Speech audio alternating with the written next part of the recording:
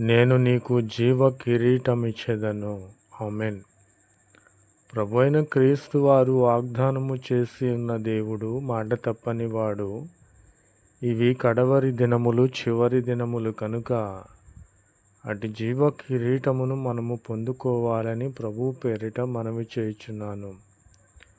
కాబట్టి మొదటి వాడై ఉన్నటువంటి ఈయన, చివరి వాడై ఉన్నటువంటి ఈయన మనకు ఉన్నవాడు, తెలిసినవాడు, మృతుడై మరలా బ్రతికినవాడు ఈ విధముగా చెప్పుచున్నాడు. ఈయన ప్రభువైన క్రీస్తు వారు. నీ శ్రమను, నీకొచ్చిన శ్రమలు, వ్యాధులు, బాధలు, నీ యొక్క ఆర్థిక దరిద్రత నేను తెలుసుకొని ఉన్నాను. అయినను నీవు ధనవంతుడవే,